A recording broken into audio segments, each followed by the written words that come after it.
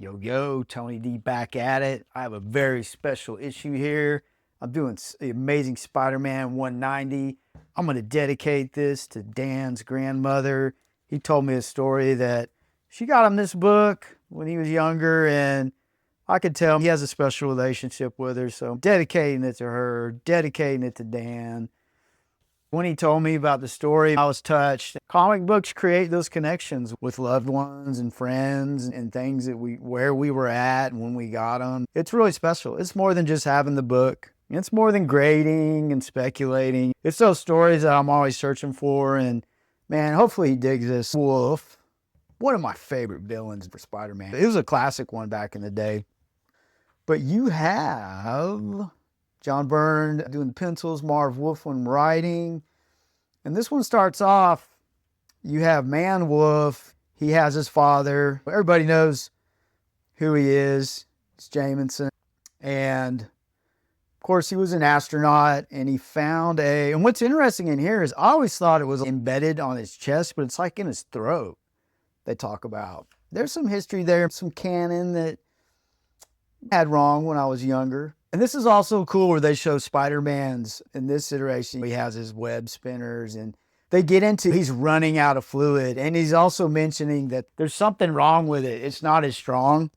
So you're getting into details. And then you got this guy is in here, Smythe, Spencer Smythe, the Spidey Slayer builder. So he has control of our guy, Man Wolf. And he's trying to, of course, he's trying to ruin Spider-Man for sure. So yeah, he's watching our guy. I totally dig this artwork. This is that old school Spider-Man. John Romita Sr. was probably the best for me in that era. Byrne is good. He ain't no chump. So there's a lot of back and forth with Jameson and his son, trying to snap him out of it. And this was really stinking cool when I read it. Look how strong the Man Wolf is. Back in these older issues, I was always, and even my friends were gauging how strong a hero was. And all you had back then, there's no internet or anything. All you had was the magazines to gauge the power level. I mean, it was always super strength with something there. And Spider-Man admits that he's been enhanced somehow. But yeah, just to pick a car up like that, that's freaking cool. I like my werewolves. Super powerful. So he throws it. And he even gives Spider-Man a whack right there, and it's so hard, it sends Spider-Man through a car, and it busts off the door. So we're getting a real good taste of how strong Man Wolf is right here. You know what kind of trips me out, though? He whacks his father, too, but he must have his wits about him because he could kill him. So I think that's pretty important. So now he's in there. Like his son is in there battling it out. I don't think that's an accident. I think that was done on purpose to show us that there's hope. And he's trying to battle his way out of the control of Smite.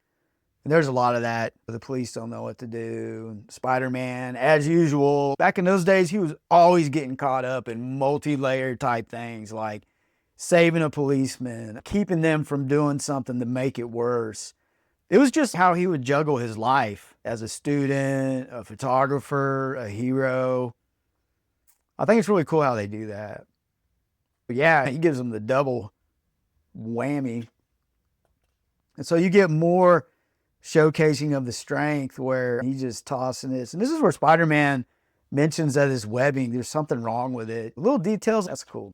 I think, and Marv Wolfman, he's a great writer. So it's not doing things by accident. Things are really planned out. I talk about that all the time. There is no accidents, especially with art. So Jameson's still trying to, he even thinks back when things are good. You get a little origin of what's going on. And this is where, I believe this is where he mentions it's in his throat, which is really weird to me. I don't ever remember that. So they tried cryogenics, but Smythe screwed all that up. But I think that's interesting that the stone is in his throat. How did it get in his throat? That's odd.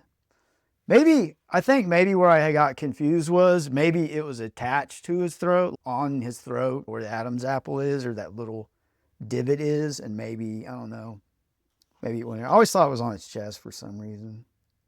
Yeah. He pulls a gun on him. He can't shoot his son. So he really starts pleading to his son, hey, you're in there. You have to kick out of this, man. Get out.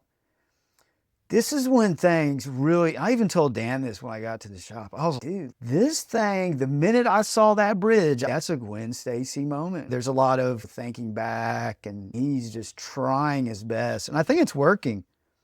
He's starting to let up on what Smythe wants him to do. He's telling him, go to the top of the bridge. And the whole time I'm reading this is Gwen Stacy all over again. So now, yeah, it's starting to work. It's starting to go back to the bad side, and he's going back to the top. And all of this is Gwen Stacy type feel. So yeah, Spider-Man gets a hold of him, and he's trying to talk sense too. And that's what Spider-Man does. He's always trying to do the right thing. So he thinks he's good. He reverts back to human form, and Smythe has a device implanted in Man Wolf. That happened last issue. Maybe I'll get that. Who knows? So he activates this device, and it's causing pain. I think he's just trying to get him to turn back. And here's your Gwen Stacy moment, very powerful, where the father, Jonah, is watching him fall. So Spider-Man, he even mentions he's learning from what happened with Gwen. He's not going to use it as webbing. He's making himself aerodynamic, and he catches up to him, and he gets him, but he's wiggling free. He doesn't want to be a part of this anymore. He just doesn't want to do it. He wiggles free and starts falling down, and then Smythe makes him disappear. So you don't know really what happened, but you can see it's a very powerful moment where Spider-Man has to tell Jonah he's gone. And beautiful artwork showing the remorse, just emotion of a point in time in a comic. That's good artwork when you can pull that stuff off and you can feel it. If you're a father, you know what I'm talking about. When I was a kid, it'd go right over my head. I was like, where's the fight? And then it just feeds more of the spider hate that Jonah has. And growing up, that's what it was all about. That was a huge part of our little spider lives back in the day. The little Mega Mini was just chill out on him, give him a break. That was part of the Spider-Man mythos. Just could never catch a break. He's the working man, the epitome. This gets the eager. Dedicated to Dan's grandmother. Special moment for him. I love these stories. I like to hear more if you have any. It's the stuff the channel really, I want it to be about. Let's get past the grading. Let's get past the selling, ripping people off, all that crap, man. Let's get past that. Let's get to the special stuff.